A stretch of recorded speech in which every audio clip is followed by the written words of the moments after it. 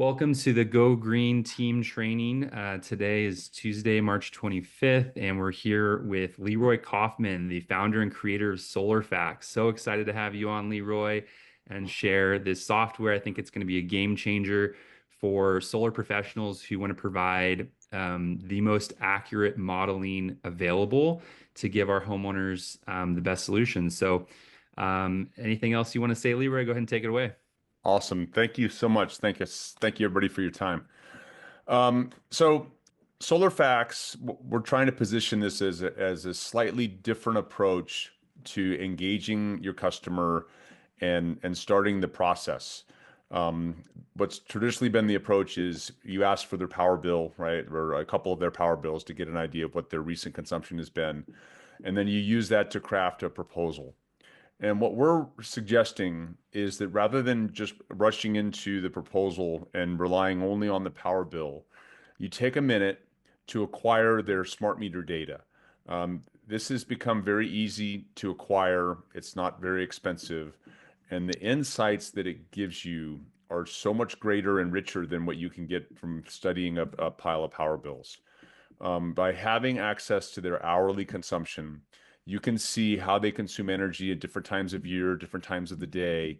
And especially in California, when you're dealing with the net billing tariff or NEM3 rate schedule, and you've got batteries that are an important part of the overall package, you must have an understanding of their hourly consumption. You need to know, do they consume more of their energy during the day when the sun is up, or do they consume more of their energy in the evening, after the sun is set? That can determine how much storage is appropriate. Has the customer had any power outages or blackouts in the past 12 months, right? You can see that type of thing in the data. And seasonally, how does it change, right? If they live in a place like the Central Valley or maybe the Inland Empire, it gets pretty hot in the summertime. But they could live in a community maybe on the Central Coast where it doesn't get very hot, but they use a heat pump for keeping their home warm. So these are all important things that we can see in the data. The other thing that's really important is if people are planning to make a change in their consumption in the future that they know is coming, either an EV purchase, upgrading their air conditioning, electrification, electric hot water heaters and things like of that nature. Our tool makes it possible to incorporate that into the consumption profile. So rather than doing your modeling and making your estimates based upon the past, their historical consumption over the past 12 months, we allow you to use uh, their future consumption to create your estimates. And then the other thing we can possibly do Hey, Chris, is, can you mute yourself? yeah, I got it. There you go. Is if the proposal tool you're using can accept interval data, we can allow you to take their smart meter data, modify it to incorporate these future planned changes, and then load that into your proposal tool for doing your modeling and so forth. So the whole mission behind this SolarFax concept is to help build confidence in your recommendations by using the customer's actual hourly data, right? What we say is we're going to let your home tell us what your needs are, right? We're going to let your data speak to your needs. And it's designed to differentiate you from a salesperson who may just be relying on the power bill, right? Or just trying to be quick to throw together a proposal. And by building more confidence and taking a thoughtful approach using the smart meter data, you guys are going to put yourself in a different league. And I like to say it's no longer a fair fight. If you walk into the home with this type of data at your disposal, you're going to have a huge advantage. And then I'll speak for a moment to the role of the setter, right? If you're trying to use powers of persuasion to get somebody to sit down with a salesperson, right? You may have somebody or somebody you've met, and you can talk about the value of solar and the things that it can bring to you as far as bill savings and energy resilience. But if you can have somebody connect their data and review this report with them and show them in their own data, here's what's happening in your house in the summer months, right? When the temperature gets to a certain level, or in the winter months. and use that as a reason that somebody should be sitting down and meeting with the salesperson, that's very, very compelling, right? It's their own consumption, it's their own data that is a good reason for, and the information that it provides is a good reason to sit down and talk to a salesperson. So I think that if we structure this in the right way, the setters that use this tool would probably have a higher success rate in setting those appointments because of what the data can help them show somebody about their own consumption. So with that being said, let me just roll in here and I'll show you our product. So SolarFax is well, if I can get to the right spot. SolarFax is a web portal. There's also a smartphone app. So if you go onto solarfax.com or no, SolarFax on the App Store or on Google Play, and all the things that I'm showing you here, you can do on the app. The user interface is a little smaller, but on a smartphone or a tablet. And that allows you, when you're out and about, engaging customers or potential customers, either at an event or even sitting at the kitchen table. A lot of this stuff you can do very easily when you're not at your desk. So um, the way we authorize the data sharing or get the data, the customer authorizes the utility to share the data with us. So it's their data. And they receive an email in which they will be prompted to enter their login credentials for the utility. That's how they authorize the data sharing. And in a couple of minutes, we can receive anywhere from, in the case of Southern California Edison, they'll give us 13 months of the smart meter data. PG&E will give us 2 years, up to 2 years of their data. And then SDGE is the same, up to 2 years of data. And if the customer already has solar and you're considering adding more solar or adding batteries to an existing system, we have 5 inverters that we can communicate with. And those are Enphase, Tesla, SMA, Q-Cell, and SolarEdge. And having their actual consumption from the preceding 12 months combined with the energy consumption data, their smart meter data, is a really powerful combination when you're considering, because you really need to know what that current system is producing. I'll show you that we can estimate solar production using just the utility data. So if we don't have the inverter data, we can still give you some insights that can be helpful in determining what the right system add-on is or what the right storage solution is. So let's look at a customer you've already connected. This is Miss Ubaldi in Stockton, California. And we'll take a look at her data. This is what we see is the past 7 days is the default. And I can click on here and I can see her data from Sunday the 23rd. Today's the 25th. It's not real-time data. It takes 48 hours for it to go from her smart meter to PG&E to our system. But every night we will get an updated data file. As long as you have this connected, we get an updated data file every night of what her consumption is. We also have weather data. So we can see here that on Sunday, her system was producing a lot of electricity. She pushed 11 kilowatt hours of energy to the grid at 1 p.m. on this day. And it was a nice sunny day we can see in Stockton. But we also see that she's got some pretty high consumption overnight, right? Even 9 p.m., 10 o'clock, she's still pulling 3.5, almost 4 kilowatt hours. And it's not that cold, not that hot. So, that might be an EV plugged in on a, 120 volt outlet, maybe a low voltage EV charger. Some people have things that, a spa or a fish tank or a koi pond or something. I can even see that, at 2 a.m. here, she's pulling 2 kilowatt hours, which is high. A typical home consumes about a half to 1 kilowatt hour per hour.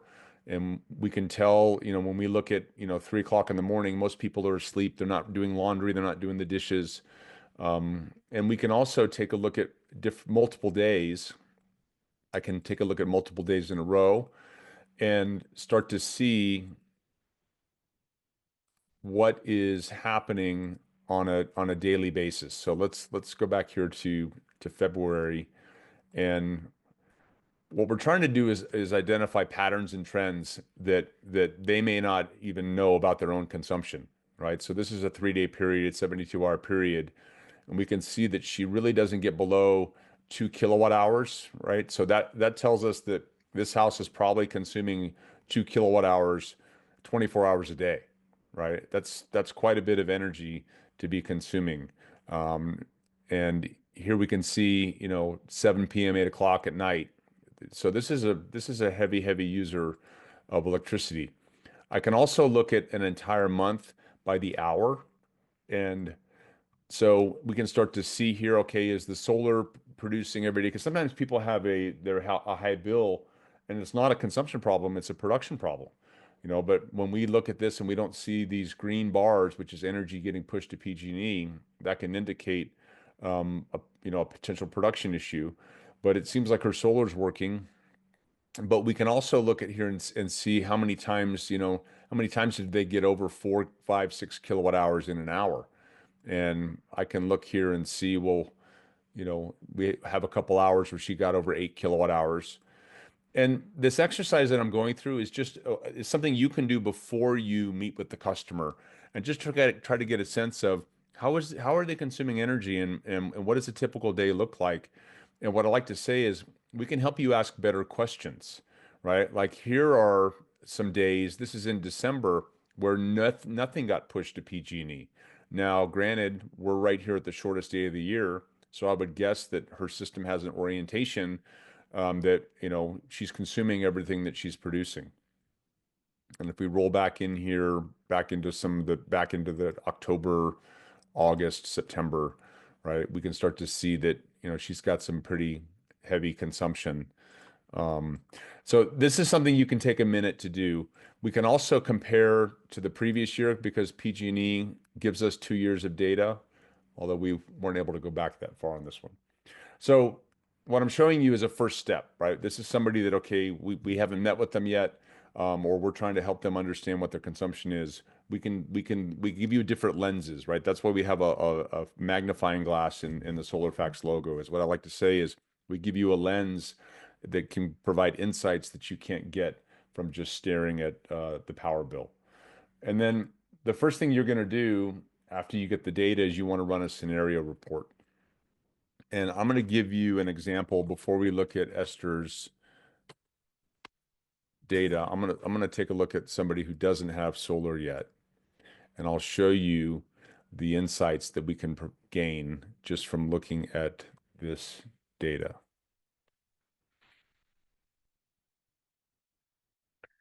So this is a customer up in San Jose. He's a PG&E customer.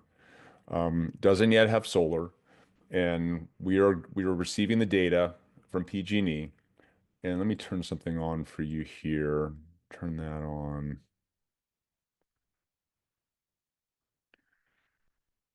And so what we're looking for is we want to try to understand, um, as we just did, right? How does this consumption change in different times of year, different times of day? And what I'm showing you here, this is something you could review with your customer. So I'm going to spend the next 3 to 5 minutes, and I'm gonna give you a quick rundown of how we interpret this data and what you would show a customer to help educate them about their own energy consumption and show them things that they may not know.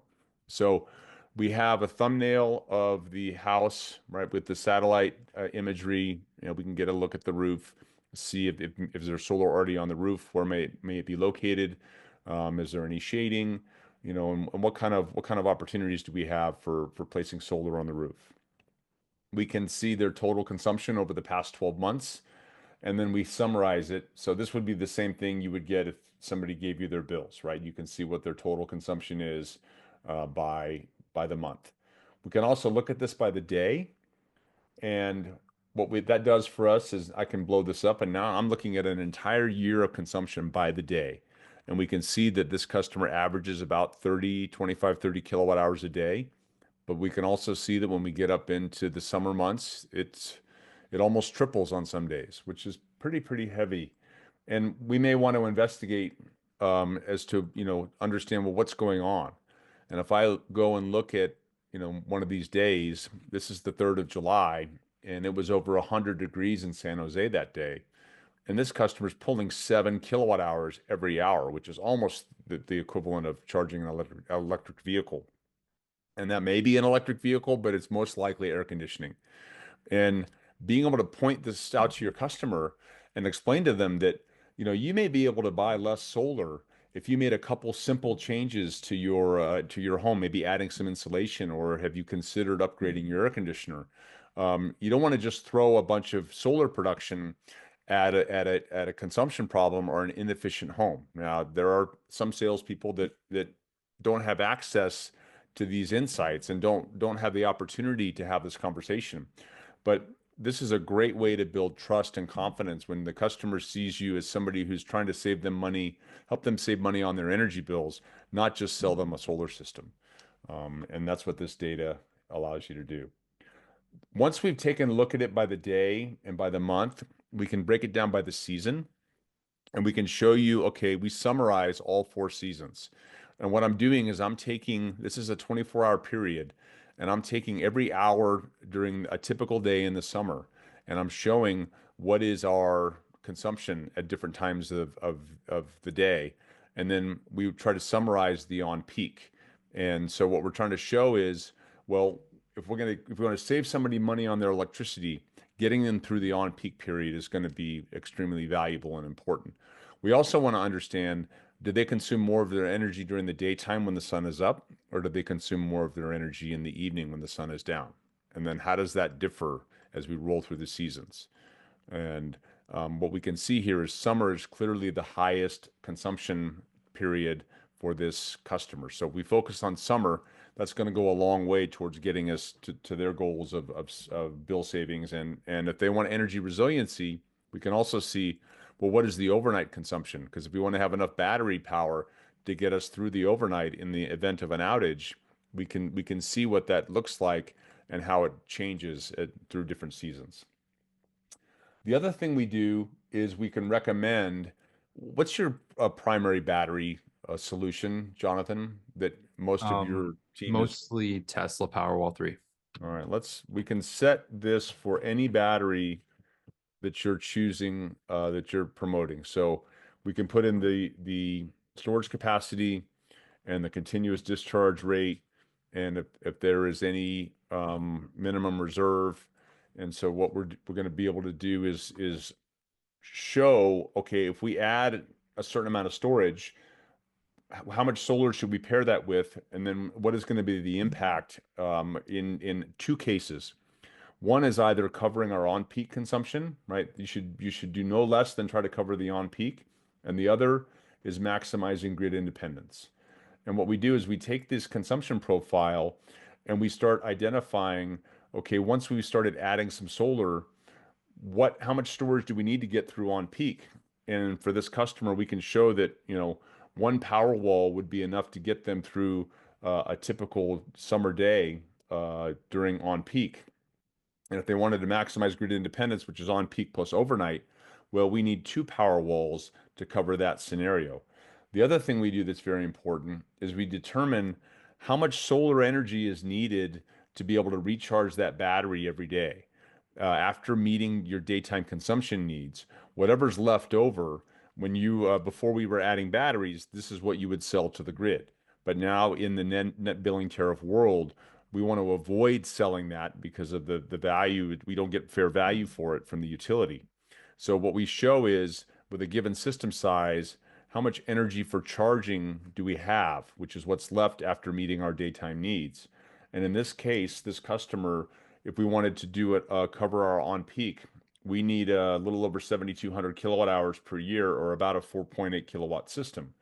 And if we want to maximize our grid independence, which provides enough energy for charging, the system size would be about 12,300 kilowatt hours, or about an 8.3 kilowatt system.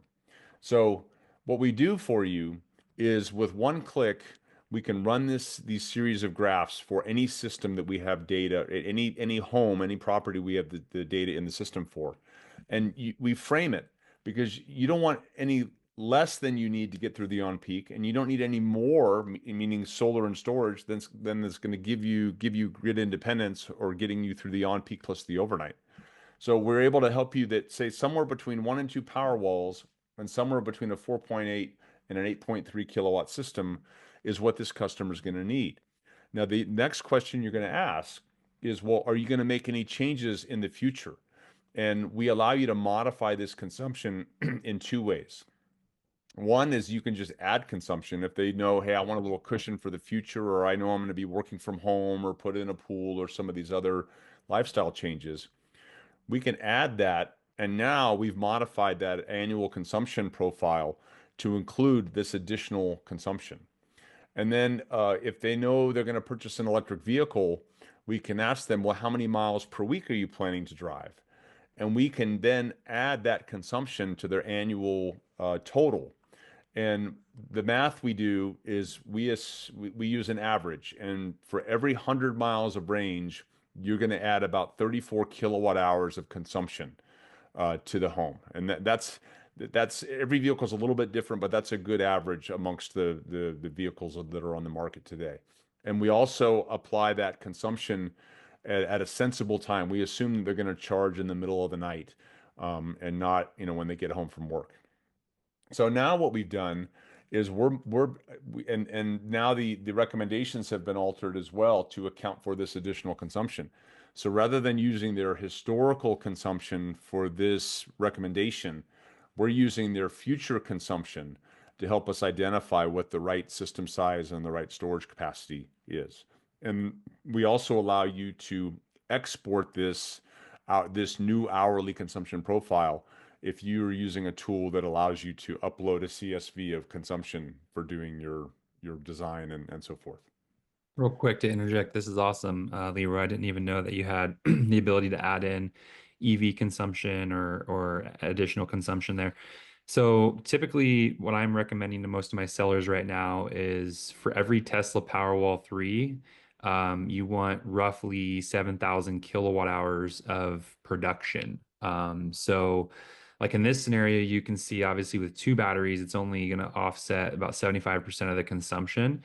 Could you show us one that has three batteries just to give an idea of how much that would offset?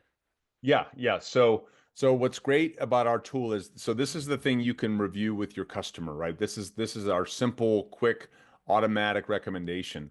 We allow you to then come down and let me go in here, and now you can play with any combination of solar and storage that you like.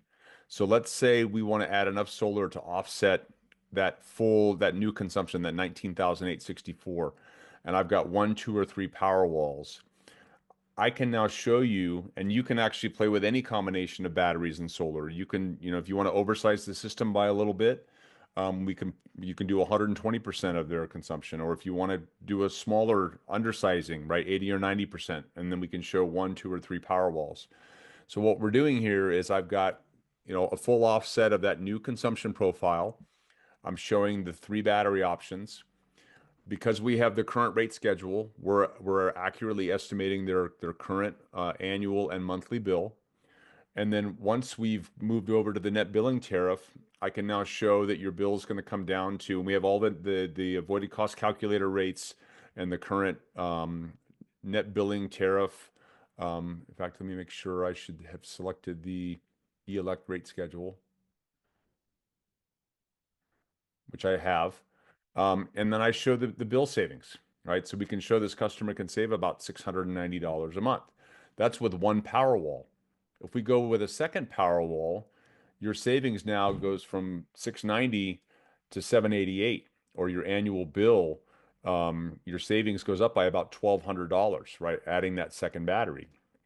If we want to add a third battery, the savings doesn't go up as much as going from the first one to the second one, but there is still some additional savings of about $250 a year. The other thing, you can plug in your price for price per watt for the solar, price per kilowatt hour for the battery, and then we can do a payoff calculation. And what this does for you is you can show the customer that, well, based upon the cost of the system and the bill savings, your payoff term for that second battery or the two batteries is about 5.4 years, right? About 5.5 years. That third battery, it increases to 6.2 years. That is only about 8 months, right? So it allows you to show your customer that, look, if we go up with that third battery, if you're willing to wait, you know, less than a year to recover that investment in that third battery, you've now kind of put yourself in a better position for future proofing your home from future energy needs and future, resiliency demands that you might have. The other thing we do for you as well, and you can use this feature or not, is we take three metrics. We look at the bill savings, the estimated cost, and the payoff term, and we provide a weighted average score that will show you, well, where's the best value, right? Because you can save somebody more money by giving them, more batteries and more solar, but where's the sweet spot for the value? Now, obviously, we're showing that the one battery is the best option. If you want to just keep it simple, we can turn off this estimated cost feature, and now what we're just showing is the bill before, the bill after, and the savings. And that allows you to have a conversation where it's strictly just, well, what am I going to save per month?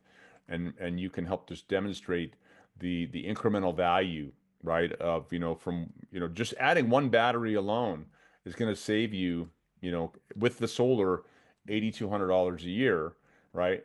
That second battery now increases that annual savings, by 1,200 bucks. And as I mentioned, even further with the third battery. And if you prefer to talk in terms of monthly payment as opposed to annual savings, we can change this to show the month. And now these numbers we're showing, your bill before was, almost $1,000. Now we got it down to 280, right? With the second battery, we get it down to 180, and the third battery 161. So we allow you to configure the tool based upon how you like to have the conversation with the customer and the things you prefer to point out. The last thing I'll show you is we will take their actual consumption, and whichever one of these options you choose, we are recasting their actual consumption on these different days. And we automatically pick September and April, but you can pick any 2 months that you like. You can look at July and December, or May and October. And what we're doing is showing this helps to educate the customer about how solar and batteries will work on their home. So I've taken his actual consumption from April 17th, plus the changes that we made, and I can show here, well, what does a typical day look like? And I can see here that in the morning when the sun comes up, we don't send any power to PG&E until 11 a.m. because in the morning, all the energy that we don't consume goes on that battery. We've got the two power walls chosen here. And then once the battery has been topped off, now we're sending the extra energy that we can't store or consume, and we can show what the value is, right? That we're getting paid in April, we get paid 3 cents a kilowatt hour by PG&E for the kilowatts that we sell to them. And then in the evening when the sun sets, we're not tapping any grid power. In fact, in this case, we were able to get the grid, the batteries, make it all the way through the night. So we're giving them that grid independence that we talked about earlier. And as I click through the different days, you can see that, for most of these days in April, this house is off grid. And then you can also see here's the EV charging that we added, right? They said they were going to drive 200 miles a week. So we add appropriate EV charging starting at 1 o'clock in the morning. And we do this every day until we've reached that enough energy for charging that equals the mileage that's driven. And if we wanted to see, well, what is this going to look like in December and July? Because we know that this customer used a lot of electricity to keep their house cool in the summer. Now we can show these snapshots and show that it confirms that the solar and the storage are properly sized based upon the customer's goals. So let's let this finish running here for a second. Yeah, this is incredible. One of the things that makes me think of Leroy is how the days of the solar bros have been numbered. And so basically, if you're not calculating these designs right, and I would go as far to say that 95+% of the people in the industry right now, as we're recording this, are not having really any understanding of this stuff, or maybe just a very hip fire shotgun level understanding, and this is like sniper level accuracy when it comes to designing a system. So, anyways, just wanted to throw that in there. Yeah, and in defense, I tend to believe most people are good, right, and have good intentions in trying to help people.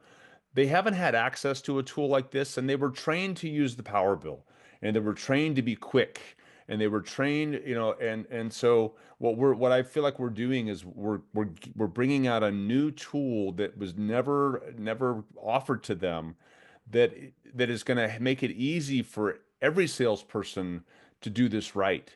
Right, we're giving them access to the data. We're showing them the visuals and the pictures, and even kind of putting some guardrails in, so that it'll make it easy to make sure that you're giving the customer what they want or what they're paying for, right? We're in sales, we're in the business of setting expectations or setting and managing expectations.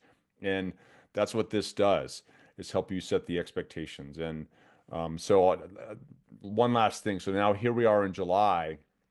We can show that, okay, on this day, we've chosen, let's choose with the one Powerwall battery, we actually got him through his on peak. That battery got us through until 9 o'clock.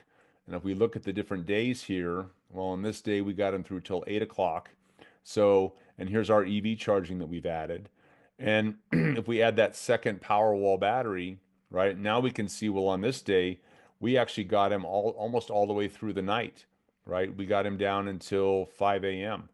So it's a way to, just to validate that, okay, are the assumptions we're making correct, right? Or do we have the right combination of solar and batteries?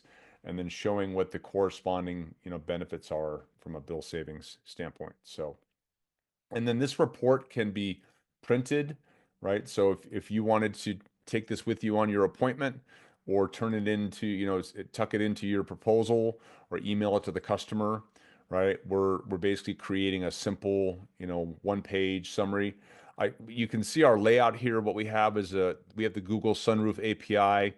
This is a quick and dirty layout. It's not a replacement for what you're already using. This is just a quick reference tool, as how many panels might we fit on the roof and where might we place them. If you don't want to make that a part of your what you review with the customer, you can just turn that off, or hide it. And then, you can just show something that summarizes the consumption and summarizes the bill savings for the different battery options. And then the last thing I'll show you is we can export the data if you want to put it in a spreadsheet for further analysis, or load it into your proposal software. We're now exporting an hourly file that incorporates the EV charging we added and then the increased consumption. That's awesome. And then so like we use Aurora primarily. And so could you maybe do a quick demo, or is there a way to show what's the best way to kind of communicate with Aurora to get this over the data to overlay? Yeah, so basically, when you get to this point, you choose Aurora format, and then typically you want hourly.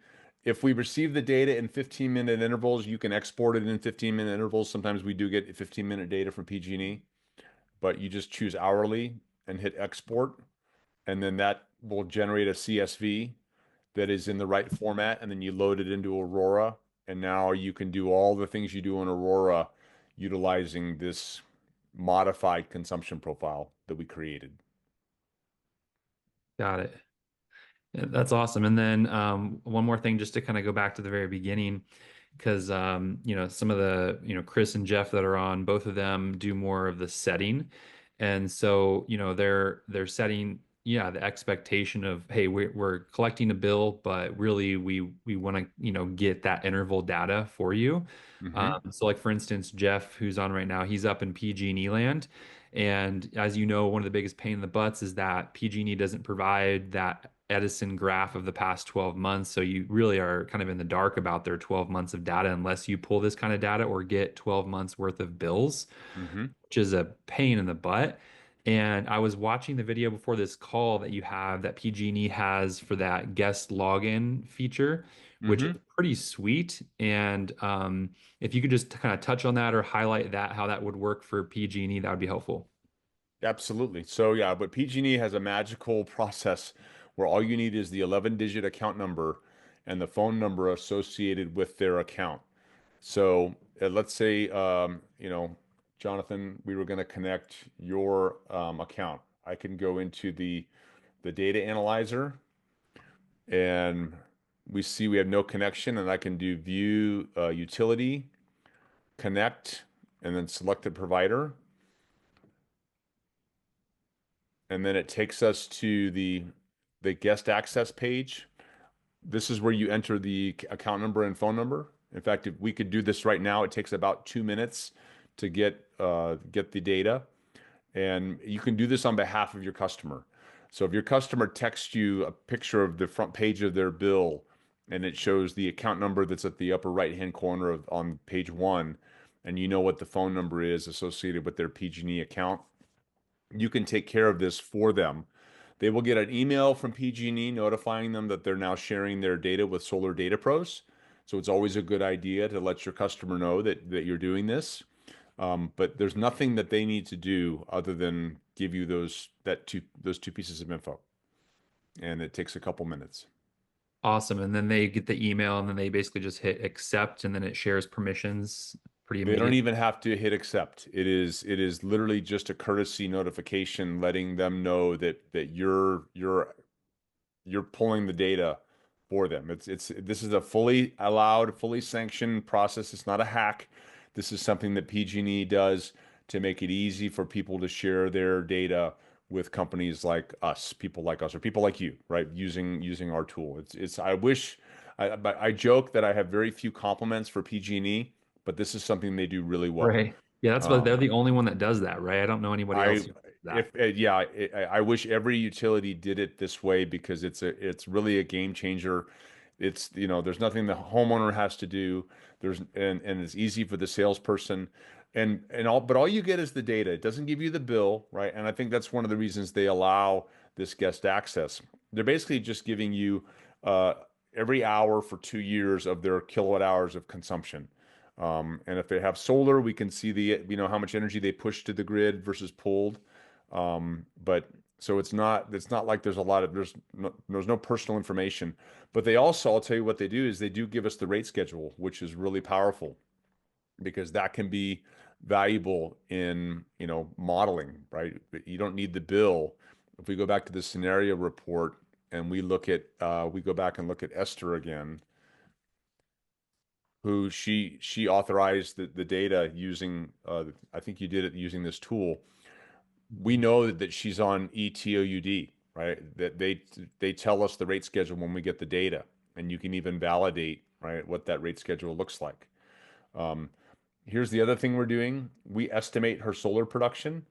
We don't have her inverter data, but I can use the PG&E data to estimate. I'd be curious to know if do you know what her annual production Yeah, is I or was what gonna it, say that's pretty close. I noticed the numbers weren't exact. I think her annual production is closer to 30,000 kilowatt hours, so it's a bit low. And then also, the net seemed a little bit off in terms of what they were consuming above and beyond, but I don't know if that's because of the production. So like when I kind of looked at each of the bills, because I have 12 months of prior statements and I added everything up, I think it came out to like closer to 6,800, somewhere in there, close to 7,000 kilowatt hours of net. And whereas this was saying 8,500. And so maybe you could help clarify as, Yep. yeah. We go off of calendar months, and so your PG&E bills will be on the billing cycle, right? So there will be a little bit of a difference there, but I can exactly match that. Let's because this is March 24th through February 25th, but let's Mhm. just say the billing cycle actually went from March 8th, to February 11th, right? Then if we knew if you looked at the annual, right, what was the first day of that 12-month cycle and what was the last day, we could to the kilowatt hour, we could dial in and I could show you that we would match that That exactly. makes sense. It's probably because, yeah, I didn't match the exact months, right? Yeah, it Yep. makes That makes sense. But yeah, so okay, so that's really helpful. We could probably stop the recording and then just take some questions here.